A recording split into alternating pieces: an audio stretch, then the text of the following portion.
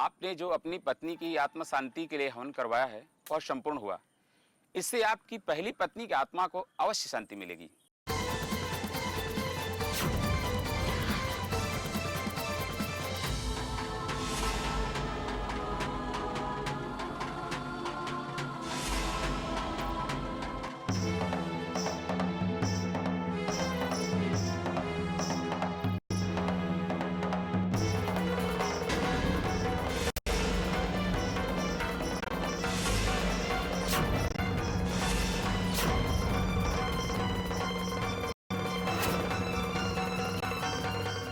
हे भगवान, मुझसे चैतन्य की ना तो ये हालत देखी जाती है और ना चैतन्य से दूर रहकर जी सकती हूँ। मुझे मेरी जिंदगी लौटा दीजिए भगवान, लौटा दीजिए।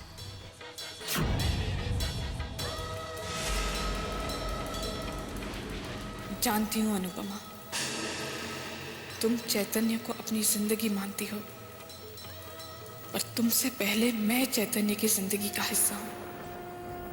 मैं चैतन्य की पहली पत्नी हूं और जब तक मैं जिंदा हूं, चैतन्य किसी और का कैसे हो सकता है? अनुपमा, मुझे तुमसे कोई शिकायत नहीं है, कोई गिला, कोई शिकवा नहीं, पर क्या करूं? मैं अपने दिल के हाथों मजबूर हूं। माता, मुझे शक्ति दीजिए कि मैं अपने सुहाग को पा सकूं।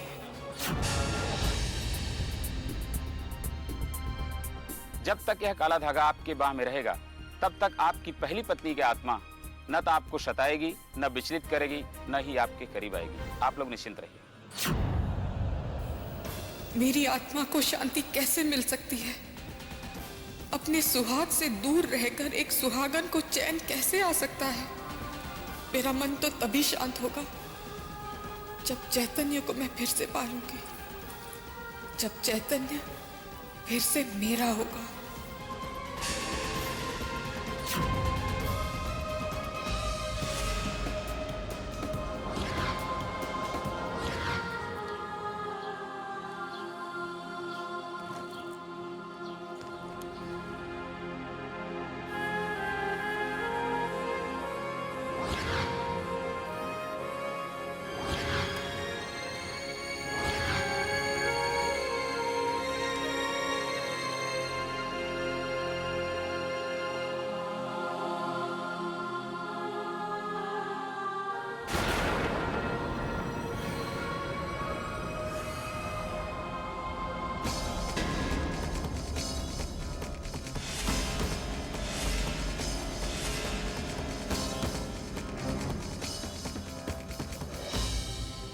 क्या मांगा आपने भगवान के दरबार में? इतने दिल से किसके लिए प्रार्थना कर रही थी आप? अपने पति के लिए, हमारे रिश्ते के लिए।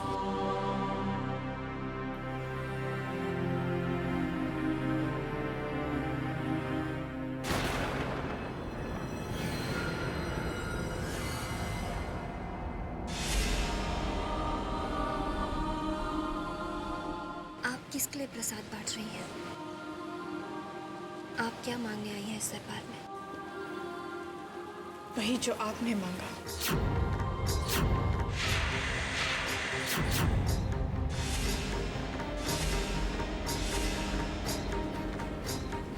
अपना पति और उसका साथ।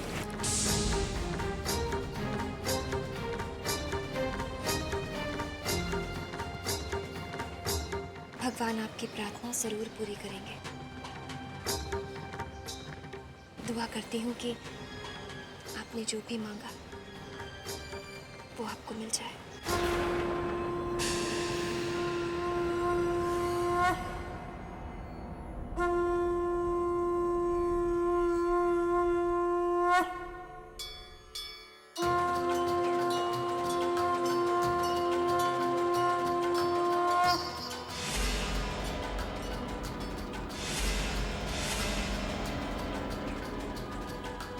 अनुपमा, तुमने तो मेरी प्रार्थना पूरी होने की दुआ कर दी,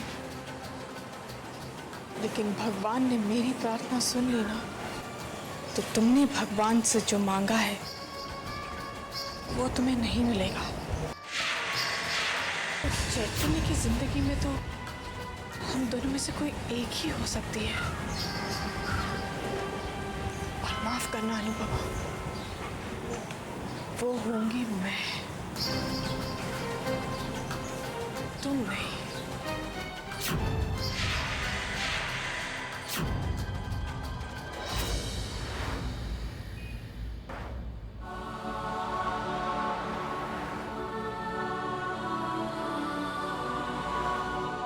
आज की पूजा के बाद मेरा मन तो सचमुच बहुत ही हल्का हो गया। चैतन्य बेटे, अब तेरे दिल में भी जितने डर हैं, सारी शंकाएं, जो सारे सवाल हैं, पूरे सपने हैं, सबको अपने मन से निकाल दे। मुझे पूरा यकीन है कि आज के बाद अदिति की आत्मा को बहुत शांति मिलेगी और वो वहां चली जाएगी जहां उसे जाना चाहिए।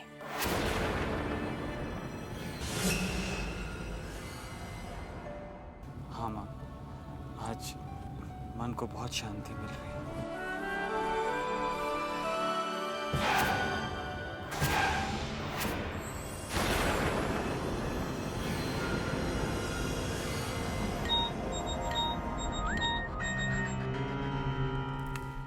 हेलो,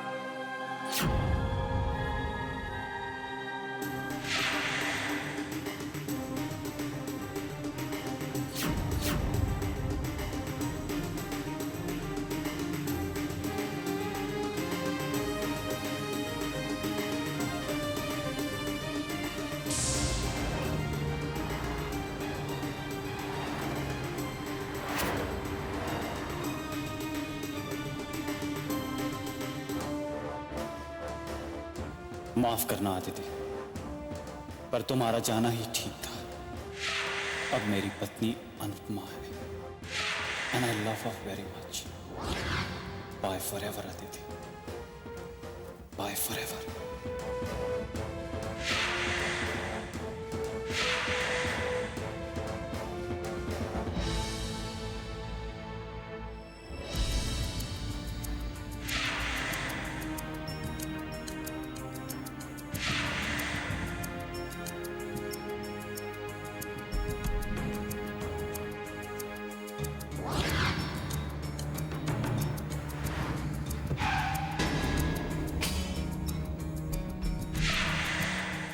अब सॉरी, आपको लगी तो नहीं ना? नहीं, मैं ठीक हूँ।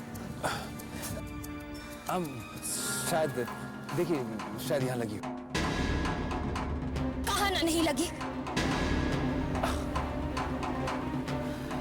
मुझे पता है तुम्हें लगी नहीं है, पर क्या करें मौका भी है और बहाना भी है। देखो, मैं तुम्हें आखिरी बार कह रही हूँ, आइंदा से अगर ऐसी हरकत की ना तो मैं सब रिश्ते भूल जाऊंगी। माँ और चैतन्य को सब कुछ बता दूंगी।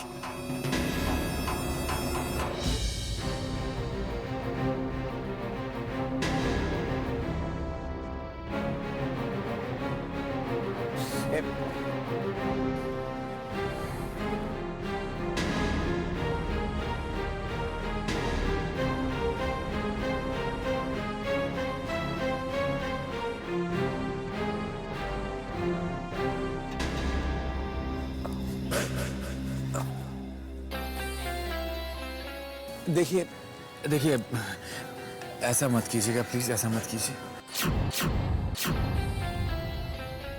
मैं आपके आगे हाथ जोड़ता हूं, ऐसा मत कीजिए।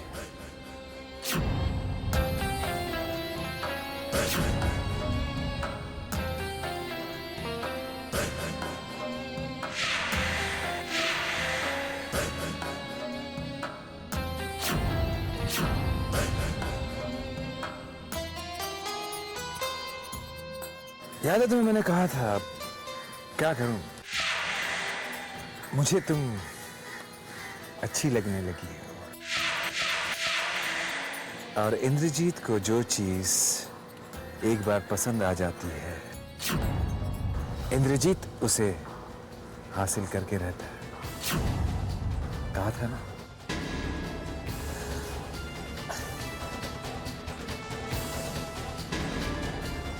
चलता हूं भाभी जी।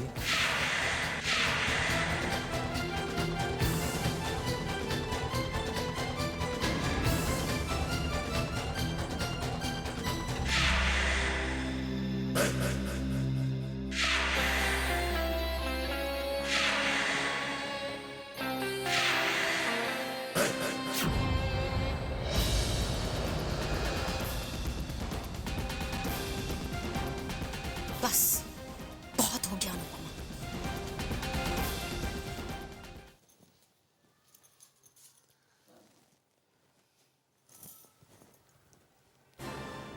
सॉरी, आपको प्रसाद नहीं दे सकती, बाहर गिर गया था।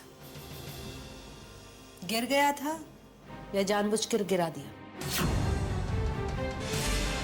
इतनी भोली और मासूम बनने की कोशिश मत करो अनुपमा। तुमने ये जो भोलेपन का नकाब ओढ़ा हुआ है ना, और इस नकाब को ओढ़कर जो तुम खेल खेलती रहती हो ना, हम इसकी सारी सच्चाई बहुत अच्छे से जानते हैं।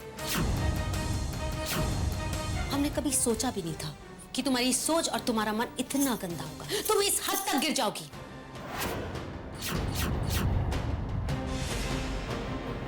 पद्मिनी, मैंने ऐसा क्या कर दिया है? ओहो, तो अब हमें तुम्हें यह बताना पड़ेगा कि तुमने किया क्या है। जमाने भर में जो टप टप आंसू बहाती हो ना, और पतिव्रता पत्नी होने का ढोंग करती हो ना, इसकी सच्चाई हम बहुत अच्छी तरह से जानते हैं अनुपमा। जब तुम्हारे पति से दूरियां बढ़ी, तुम्हें पति सुख नहीं मिला, तो तुमने हमारे पति पर डोरे डाले शुरू कर दिए, अपने जाल में फंसाने की कोशिश की। हाँ, हमने देवर और भाभी के किस्से तो बहुत सुने थे, लेकिन हमने कभी ये नहीं सोचा था कि ये सब हम अपने घर में देखें। हम तो ये कहेंगे कि तुम औरत के नाम पे कलंक हो, कलंक। हमें अपने पति पर अपने से ज्यादा भरोसा है। हम बहुत अच्छी तरह से जानते हैं कि हमारे अलावा कभी उन्होंने किसी पराई औरत को नजर उठाकर नहीं देखा। इसलिए बेहतर यही होगा अनुपमा तुम्हारे लिए कि जरा अपनी नजरों को संभाल के रखना। कहीं ऐसा ना हो कि जो इल्जाम हमने तुम पर अकेले में लगाया है, कहीं वो इल्जाम सबके सामने ना लगाना पड़े, और फिर तुम्हारा ऐसा हाल करेंगे कि मरना भी चाहोगी ना।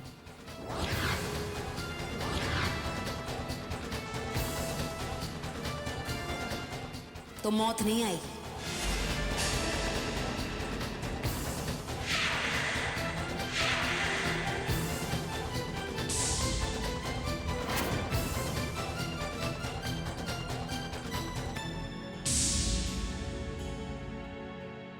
देखा माँ आपने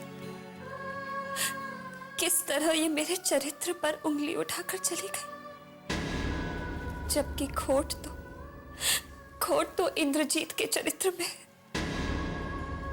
पद्मिनी को सच्चाई बताकर उसकी जिंदगी में आग कैसे लगा दूं, उसकी बसी बसाई गृहस्थी को मैं कैसे बर्बाद कर दूं।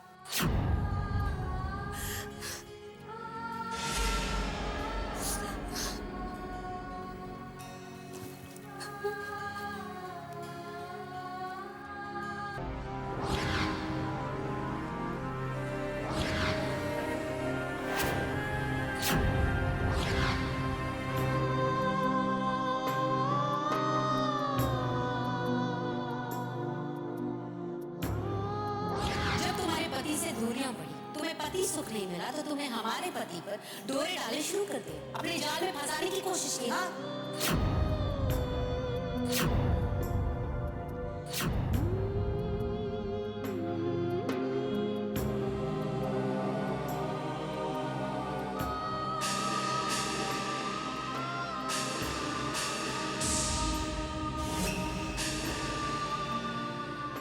एक मौका मौका तो देकर देखो, मौका तो देकर देखो।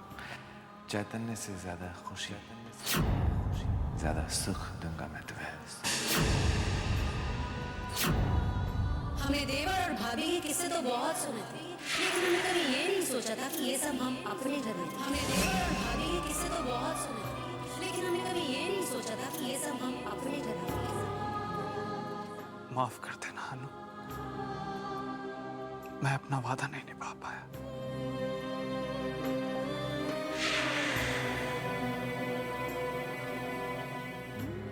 मैंने तुमसे और खुद से ये वादा किया था कि तुम्हारी आंखों में कभी आंसू नहीं आने दूंगा, मगर मैंने तुम्हें कितने आंसू दिए, कितना रुलाया। पर अब ऐसा नहीं होगा। अब तुम्हारा चैतन्य तुम्हें सिर्फ खुशियां देगा। अब तुम्हारे चेहरे पे हमेशा मुस्कुराहट खिलेगी।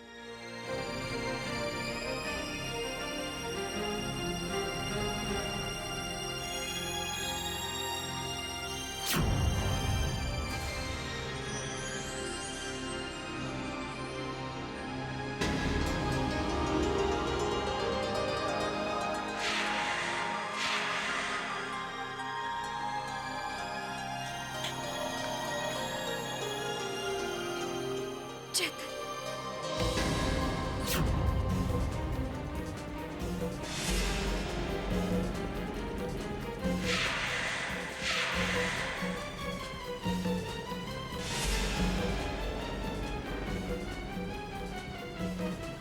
अनु, अनु, क्या हो? इधर बैठ।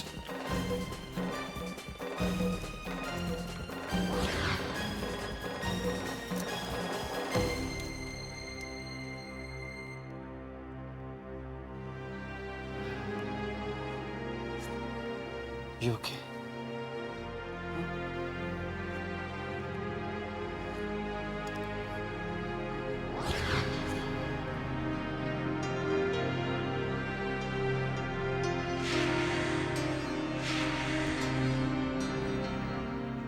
मुझे माफ कर दे अनु, मैं तुम्हारा दोषी हूं। I'm very sorry अनु।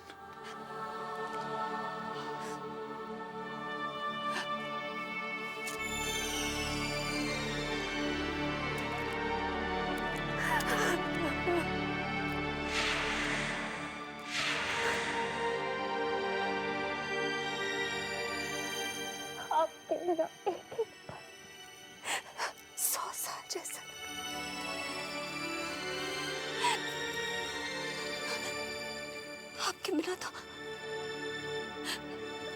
आपके बिना तो जैसे मैं मर गई। मुझे ऐसा लगा जैसे मैंने अपने चैतन्य को खो दिया। चैतन्य के बिना अनुपमा नहीं जी पाती। अनु, I promise you, अब तुम्हारा चैतन्य तुम्हें कभी आंसू नहीं देगा। तेरे हाथों की मेहंदी न मध्यम पड़े, गीत पाजेब के चमचमाते रहे, ये दुआ है मेरी हर तरफ हर जगह, रास्ते प्यार।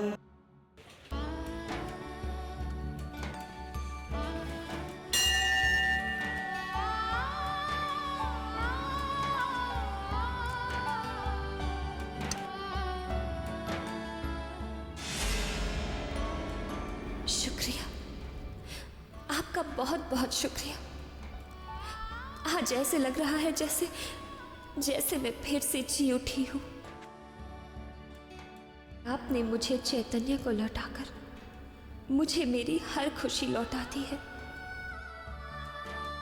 मेरे और चैतन्य के बीच दूरियों का कारण कौन थी, वो सवाल आज भी मेरे लिए एक गहरा सवाल ही है। पर मैंने चैतन्य के चेहरे पर पहली जैसी मुस्कुराहट देख ली, प्यार देख लिया। तो बस मुझे किसी भी सवाल का जवाब नहीं चाहिए।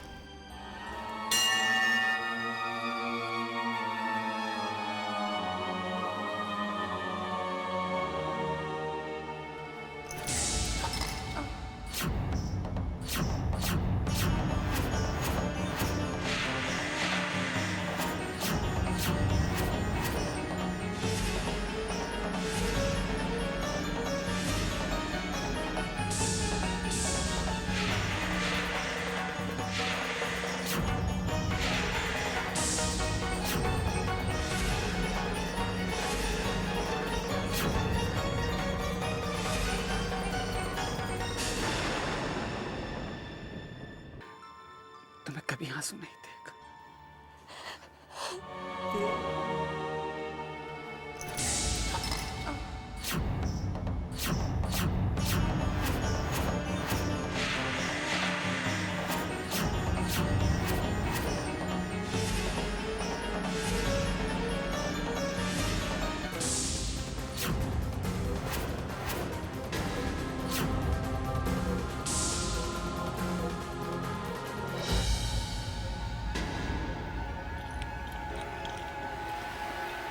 थैंक्स। देखिए ना, बस आज ही टूट गया है, बनवा लूंगी मैं। खैर, क्या बात है, आज आप बहुत खुश लग रही हैं। हाँ, मेरी प्रार्थना पूरी हो गई। भगवान से जो मांगा था मिल गया। चलिए, इस देवी माँ ने कम से कम आपकी प्रार्थना तो सुनी, वरना मैं तो इस पत्थर दिल देवी के सामने प्रार्थना कर करके थक गई हूँ। और ये अगर आप बुरा ना माने तो आपके दुख, आपके आंसुओं का कारण जान सकती हूँ। किसी को ढूंढ रही हूँ, पर वो मिलता ही नहीं। किसे?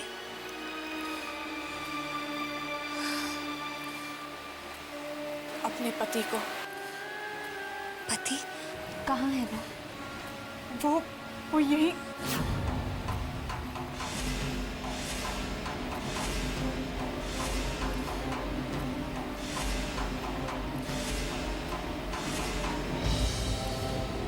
कहीं हो गए हैं वो। मैं तो यहाँ पर अजनबी हूँ, अनजान हूँ मैं, उन्हें ढूंढ नहीं पा रही हूँ। पता नहीं कहाँ खो गए हैं। मैं भगवान से प्रार्थना करूंगी कि जिस तरह उन्होंने मेरी प्रार्थना सफल कर दी, आपकी प्रार्थना भी सफल कर दे। सच? अगर ऐसा हो गया ना, तो मैं आपकी बहुत बहुत एहसानमंद रहूंगी। देखना, आपको आपके पति जरूर मिल जाएंगे।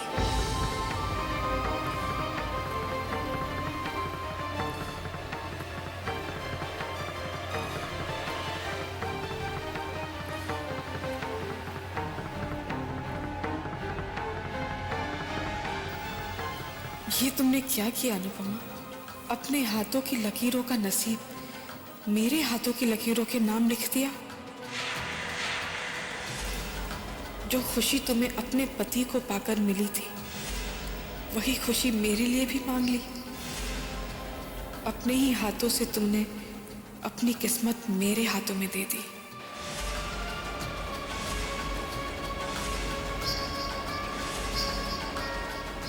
शुक्रिया। मेरे लिए देवी माँ से खुशियाँ मांगने का बहुत बहुत शुक्रिया। प्लीज शुक्रिया मत कहिए। आप मुझे अपना दोस्त समझ सकती हैं। आप इस शहर में अजनबी हैं। अगर आपको किसी भी चीज़ की ज़रूरत हो तो बेझिझक मुझे फ़ोन कर दीजिए। मेरा नंबर है 6355-367। कमाल है, एक अजनबी के लिए एक अजनबी इतना अपनापन दिखा रहा है। एक अजनबी के लिए नहीं, एक औरत का दर्द समझ रही है। बस।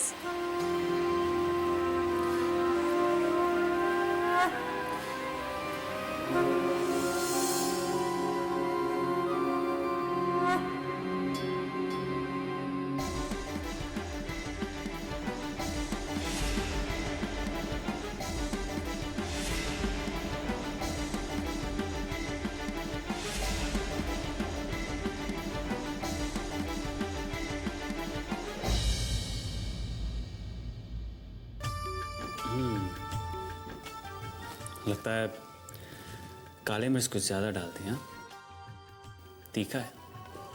और आपने पी लिया। मुझे कह दिया होता, मैं और बना के ले आती हूँ।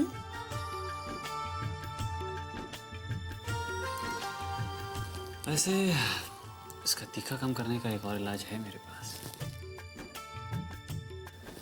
बस एक किस, अपने आप मीठा हो जाएगा।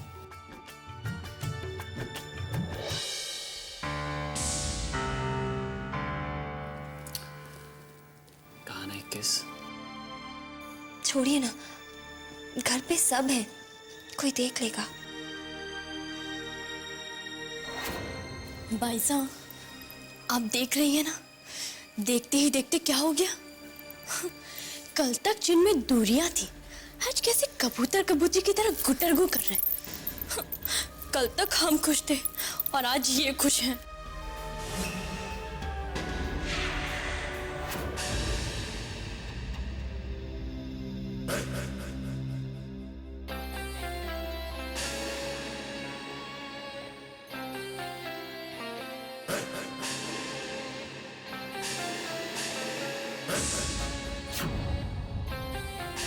अनुपमा, इंद्रजीत के लिए खूबसूरत लड़कियों की कमी नहीं है। मेरे एक इशारे पर हजारों लड़कियां मेरे कदमों में बिछने के लिए तैयार रहती हैं, पर उन लड़कियों में वो बात कहाँ जो तुम में दिखाई देती है मुझे। न जाने ऐसी क्या बात है कि बार बार तुम मेरे ख्यालों में आ जाती हो, बार बार। और मैं जानता हूं कि बहुत जल्द तुम मेरी बाहों में होगी, बहुत जल्द।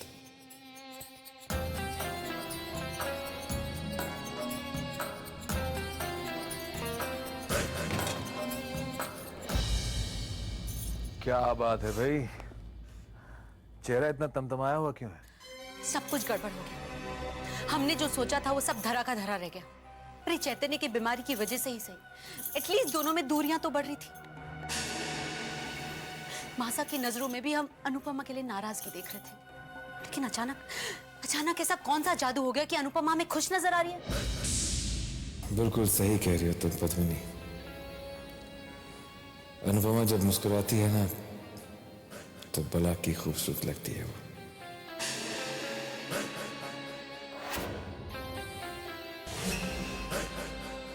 इंद्रजीत,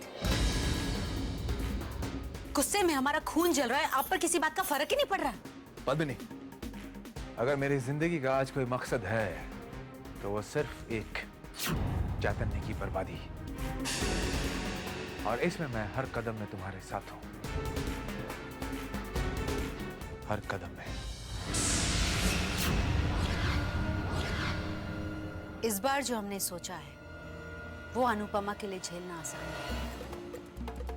बहुत भारी पड़ने वाला है अनुपमा पर।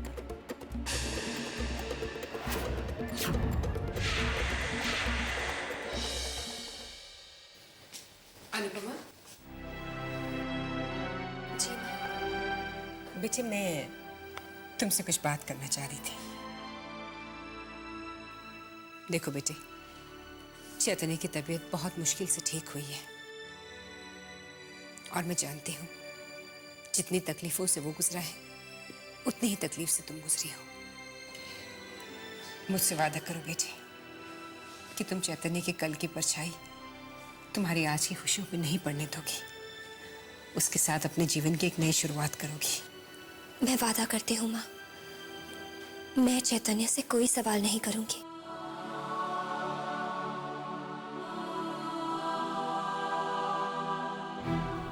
पर उन सवालों का क्या करूं जिनके जवाब मेरा मन आज भी मांगता है। कौन है वो अतिथि जिसकी वजह से मेरे चैतन्य की ये हालत हुई थी?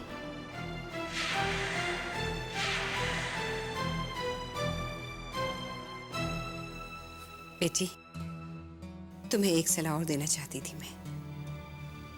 मेरे ख्याल से अब तुम दोनों को 2 की बजाय 3 होने के बारे में सोचना चाहिए। देखो बेटे, औलाद पति पत्नी के बीच में वो कड़ी होती है जो उन्हें और भी मजबूती से बांध देती है। और तुम देखना, जब तुम दोनों की प्यार की निशानी तुम दोनों के बीच होगी तो चैतन्य की नजरें हमेशा आने वाले कल पे होगी, उसके बीते हुए कल पर नहीं।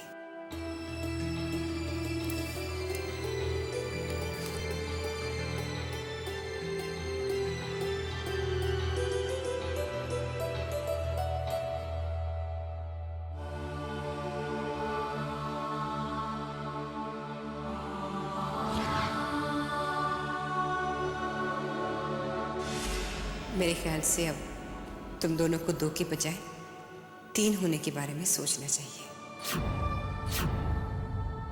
माँ ठीक कह रही है।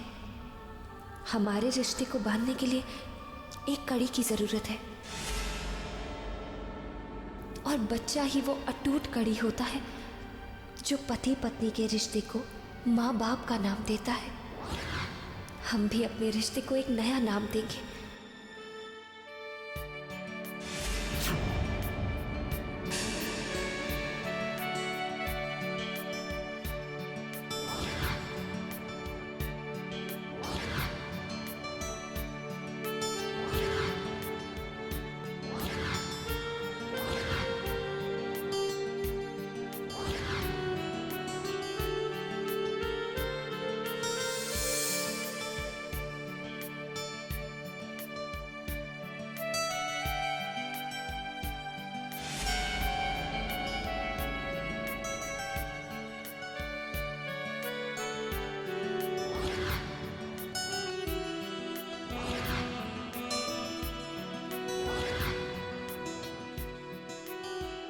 चैतन्य, आपके लिए, हमारे प्यार के लिए हमें माँ की बात माननी ही होगी।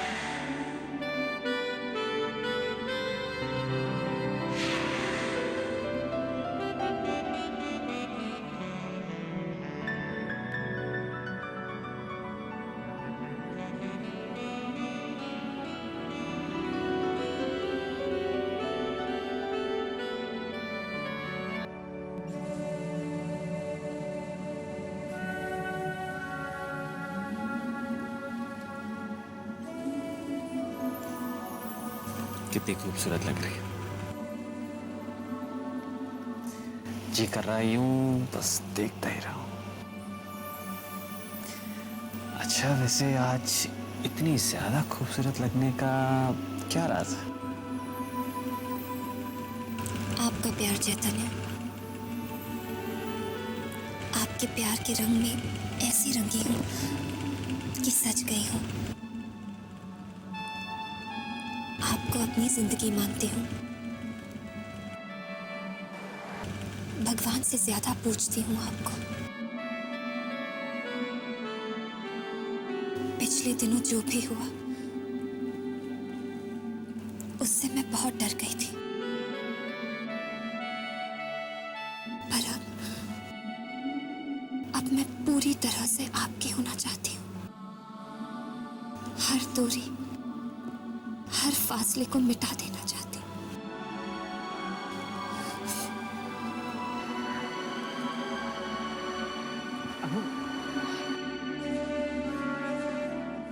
ये क्या अनु? ये पगली तुम्हारी जगह मेरे पैरों में नहीं,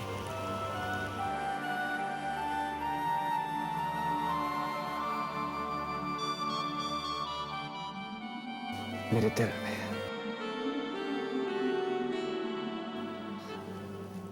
अनु, तुम्हें तो भगवान ने बनाया ही मेरे लिए।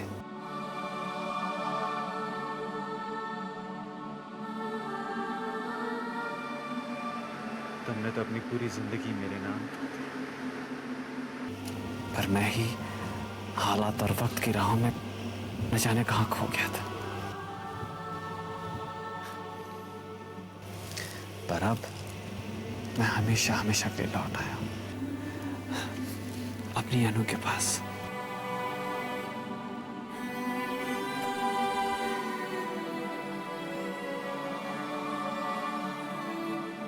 चैतन्य, माँ हम दोनों को बहुत प्यार करती है, हम दोनों को खुश देखना चाहती है। मैं जानता हूं माँ ये चाहती है ना कि हमारे बीच एक नन्ही सी कड़ी हमारे बंधन को और मजबूत बना दे।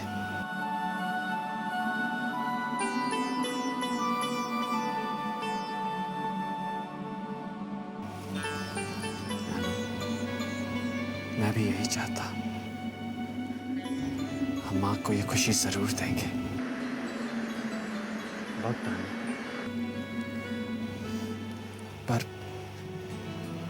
पर मेरे लिए तुमसे बढ़कर खुशी और कोई नहीं है ना। कोई भी ऐसी खुशी जिसमें तुम्हें खोने का डर हो मुझे मंजूर नहीं। बस कुछ ही और दिनों की बात है, वक्त पंख लगा के उड़ जाएगा। उसके बाद हम माँ को एक ऐसा अनमोल सा तोहफा देंगे जो उन्हें दादी दादी दादी कह के बुलाएगा।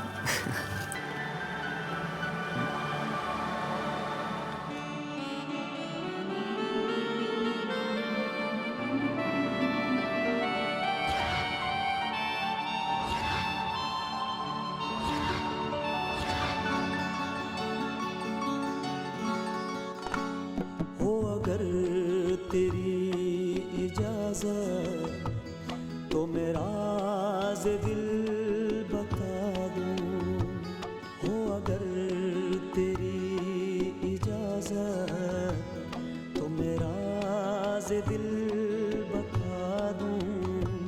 नया आसमां बना के, नया आसमां बना के तुझे चांद सा सजा दूं।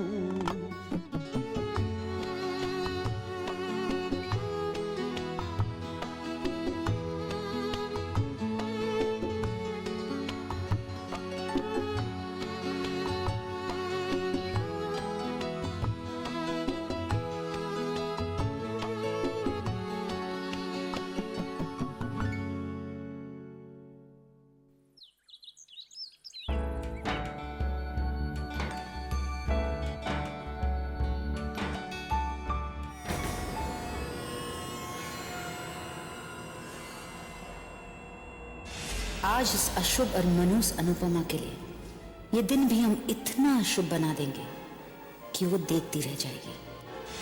पद्मिनी ऐसा वार करती है कि चोट खाए इंसान से न जीते बनता है। मनूस अनुपमा के लिए ये दिन भी हम इतना अशुभ बना देंगे कि वो देखती रह जाएगी। पद्मिनी ऐसा वार करती है कि चोट खाए इंसान से न जीते बनता है न मरते बनता है।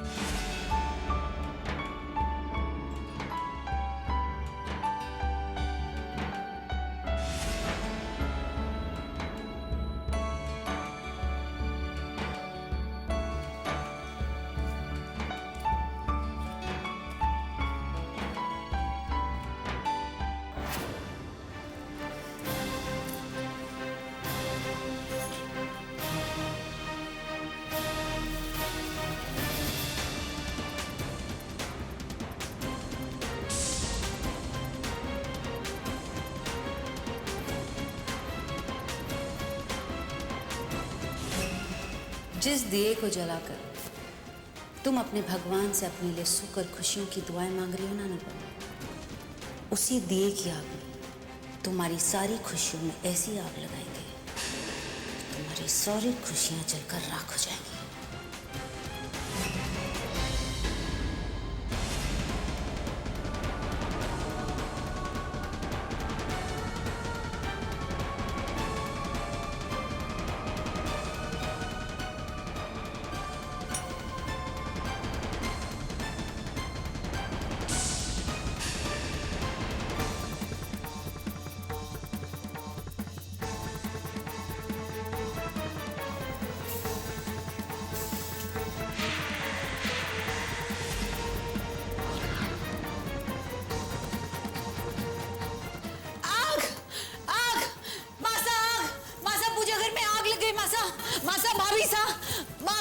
पूजा घर में आग लग गई। पद्मिनी, क्या हुआ? आग लग गई पूजा घर में मासा।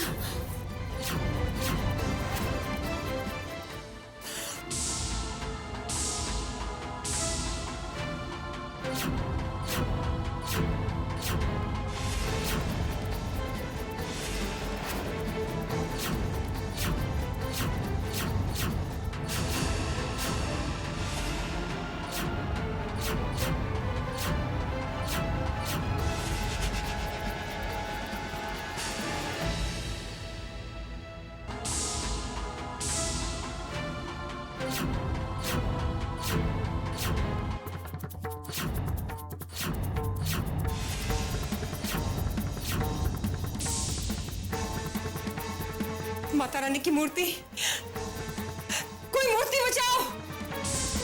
श्रवण, राजू पानी लो। अरे राजू, कोई है? श्रवण, राजू। नहीं, मैं भगवान जी की मूर्ति को जलने नहीं दूंगी। मुझे इस मूर्ति को बचाना ही होगा, बचाना ही होगा।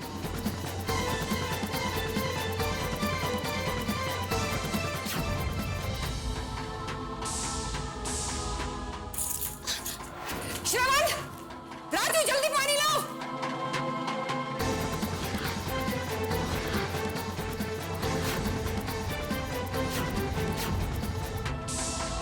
पानी लो। जल्दी पानी डालो। पैसा रुक जाइए, जल जाएंगे पैसा।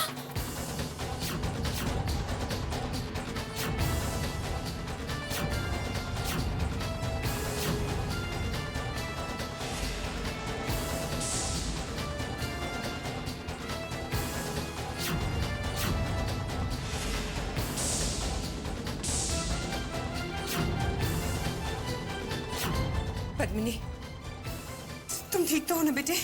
हम ठीक है माँ साहब, बस थोड़े हाथ जल गए। लेकिन कोई बात नहीं, हमें खुशी इस बात की है कि माता रानी बच गई।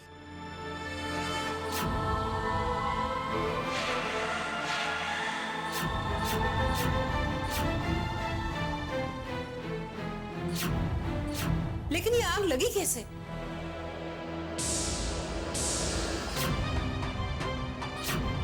अनुपमा,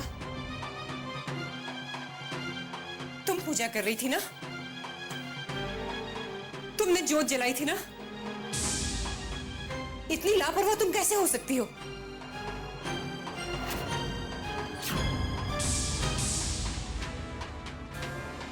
तुम्हारी लापरवाही, तुम्हारी गलतियां दिन ब दिन बढ़ती जा रही है। लेकिन कम से कम भगवान के मामले में तो तुम चौकन्नी रह सकती हो। अगर पद्मिनी माता रानी की मूर्ति ना बचाती तो जानती हो कितना बड़ा अपशकुन हो जाता।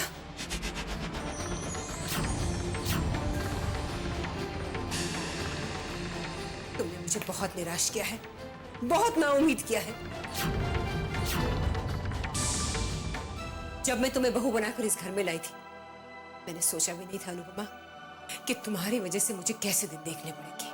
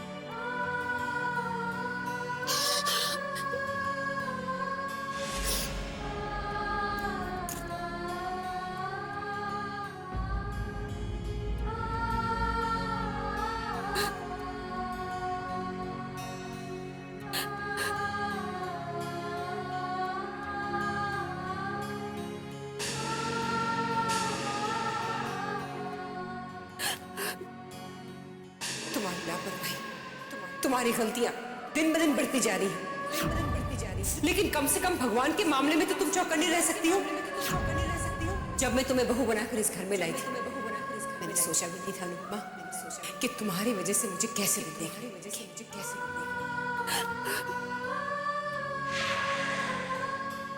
क्यों? कैसे मुझसे इतनी बड़ी गलती हो गई? माँ ठीक ही कहती है, आज तक तो मैं सिर्फ इंसान के लिए अपशगुनी थी, मनहूस थी, लेकिन अब तो भगवान के लिए भी।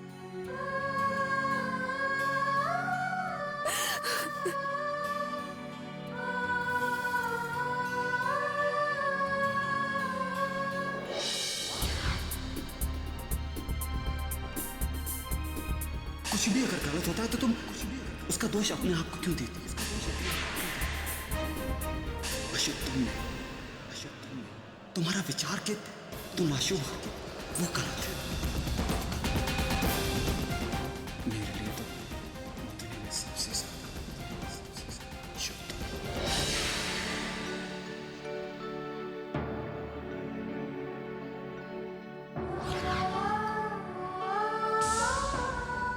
चैतन्य, मैंने आपको वादा तो दिया है, पर वो वादा इस सच्चाई को नहीं बदल सकता कि मैं मनहूस हूं। पर मैं चैतन्य से किया वादा कैसे तोड़ दूं? सबके दुख का कारण तो बन ही जाती हूं। आज मां को मेरी लापरवाही की वजह से इतना दुख पहुंचा, चैतन्य को भी कैसे दुख दे दूं? नहीं, मैं रोऊंगी नहीं। अपने चेहरे पर अपने दुख की झलक दिखने भी नहीं दूंगी। मैं चैतन्य से किया हुआ वादा जरूर निभाऊंगी।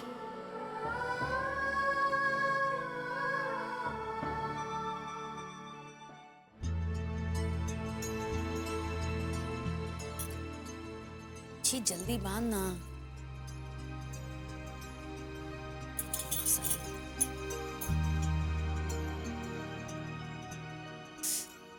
ऐसा कमरे से जल्दी क्यों नहीं निकल रही है? कितनी देर हो गई?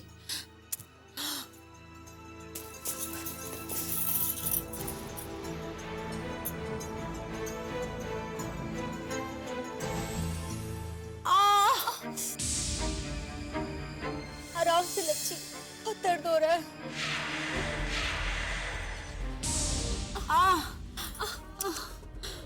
आराम। ये क्या हुआ बेटे? बस मासा यूं ही कैसे? जलते हुए पर्दे इन हाथों से खींचे तो क्या ये नाजुक हाथ जलेंगे नहीं क्या? भाई साहब, बहुत जलन हो रही है ना? मैंने मरहम लगा दी है जलन कम करने के लिए। लाओ जरा मुझे देखने दो।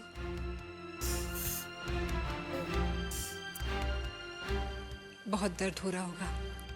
जी मासा। मासा, दर्द यहाँ नहीं, दर्द यहाँ हो रहा है क्योंकि हमारा पवित्र मंदिर जलकर जो राख हो गया है। देखिए मासा, कहते हैं देखकर मक्खी नहीं निकल जाती, लेकिन आप ही बताइए, आप सब कुछ देखने के बाद भी सब कुछ अनदेखा किए जा रही है। देखिए, आप तो हमेशा कहती थी ना कि आप शुभ अशुभ मनुष्यत इन सब चीजों को बिल्कुल भी नहीं मानते। मासा, आज तक हमने अपनी जबान पर ताला लगा रखा, लेकिन आपकी बड़ी बहू एक के बाद एक अपशगुन किए चली जा रही है और सब कुछ देखने के बाद भी हम चुप हैं, कुछ नहीं कह रहे। लेकिन मासा, आज इस घर का मंदिर जलकर राख हो गया। आपको याद है, आपने हमें बताया था कि बरसों पहले इसी तरह से इस घर का मंदिर जला था, और उस अपशगुन के बाद आप जानती हैं ना कि क्या हुआ था।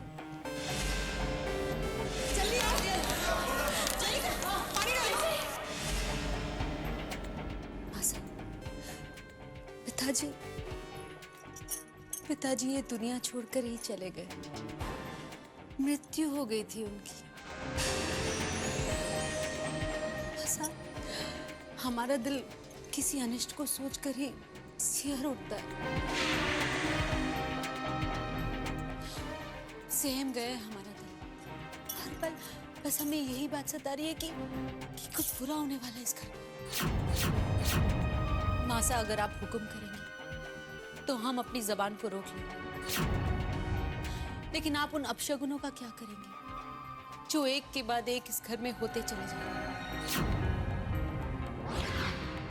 और ये सब भाभी सा के आने के बाद ही हो रहा है। मासा, मासा हमारे परिवार को इस मनुष्यत से बचा लीजिए। मासा, मासा हम हाथ जोड़कर विनती करते हैं आपसे, प्लीज।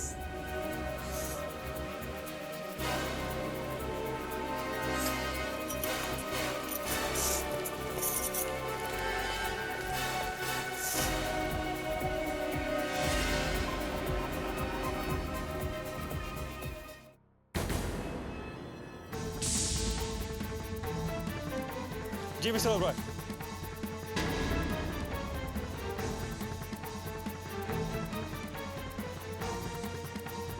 सर, ये मीटिंग की फाइल भूल गए थे। Thank you so much.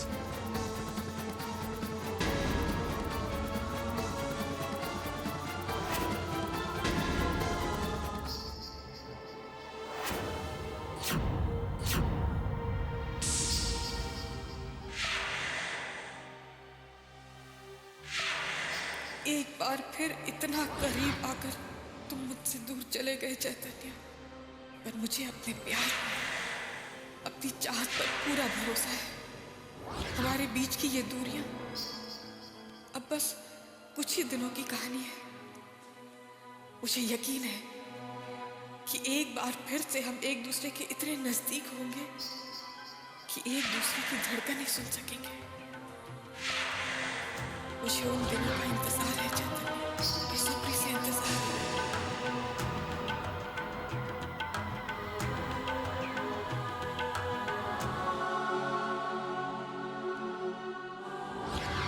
माँ बहुत नाराज है मुझसे, पर मैं उनकी नाराजगी की वजह से अपना फर्ज नहीं भूल सकती। माँ के सामने जाने में मुझे घबराहट जरूर हो रही है, पर उन्हें उनकी दवाई देना भी बहुत जरूरी है। मैं माँ की तबीयत की बेहतरी के लिए माँ की डांट सुन लूंगी, उनकी नाराजगी बर्दाश्त कर लूंगी।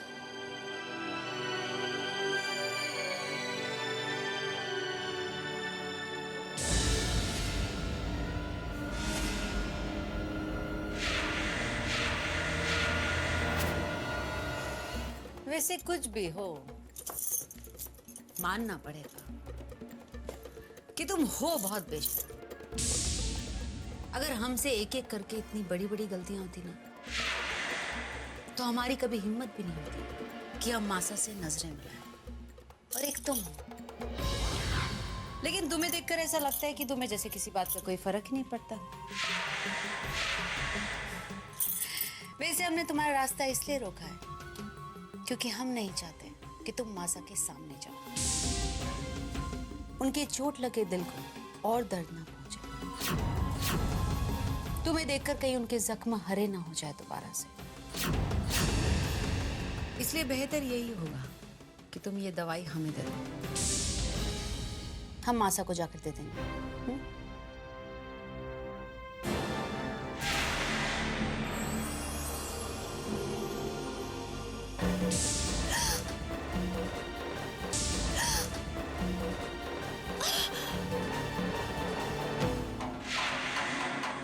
बहुत दर्द हो रहा है ना? जो दूसरों को दर्द देते हैं उन्हें दर्द सहने की आदत भी होनी चाहिए, समझी?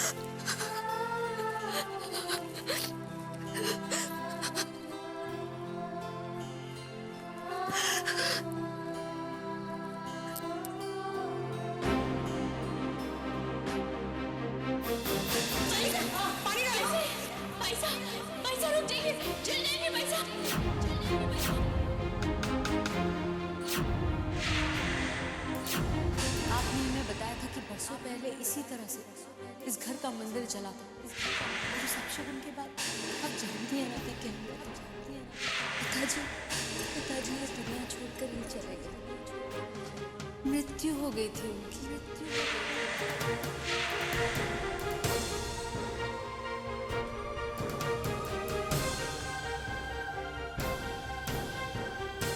मासूम, हम माफी चाहते हैं। छोटा मुंह बड़ी बात कर गए हम।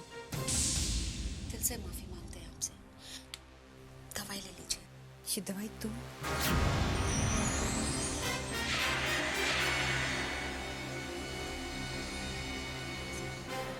आपने तो हमारे सारे हक छीनकर भाभी साहब को दे दिए। इनफैक्ट आपकी सेवा करने का जो हक था वो भी आपने भाभी साहब को दे दिया।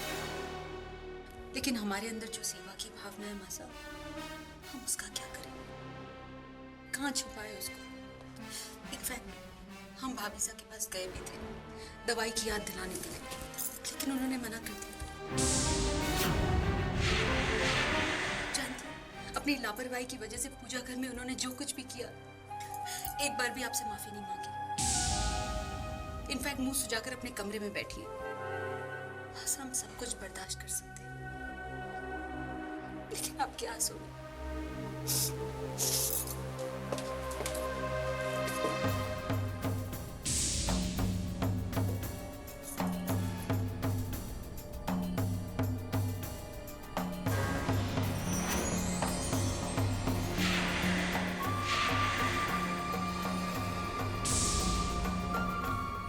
नकली आंसुओं का अच्छा, अनुपमा तुम्हारे असली आंसुओं पर बहुत भारी पड़ने वाला है।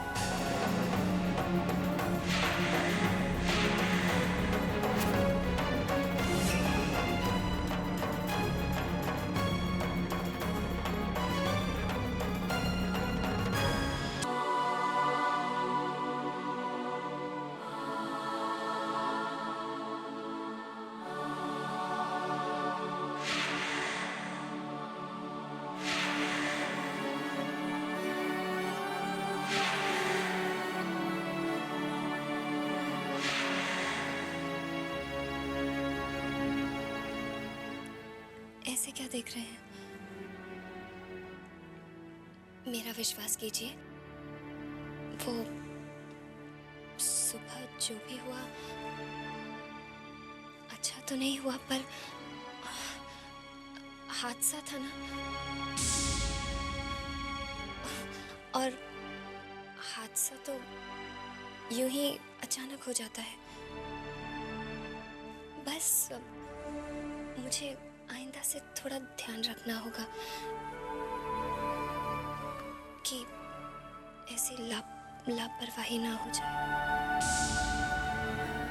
पर मैं अपने बारे में ऐसा वैसा कुछ नहीं सोच रही। वो अशुभ अपशकुन है।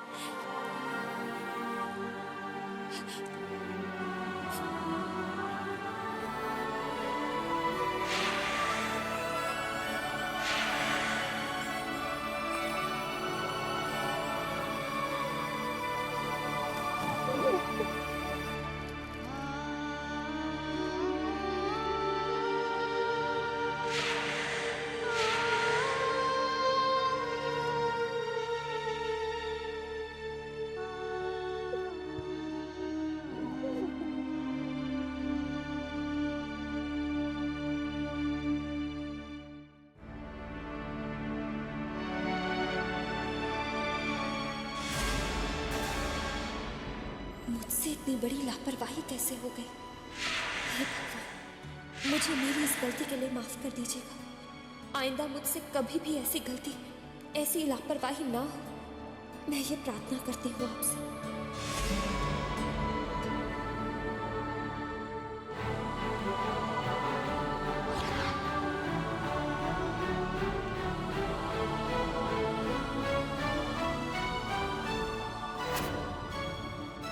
अनुपमा रुको।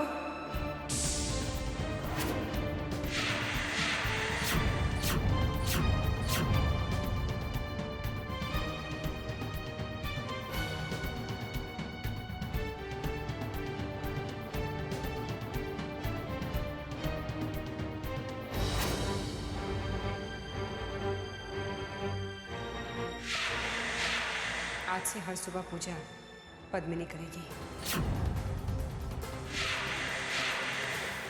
और माता को भोग भी पद्मिनी ही चलाएगी।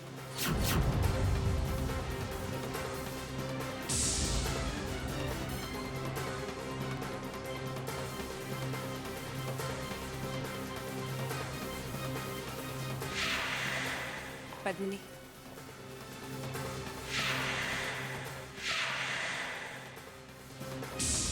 ये लो।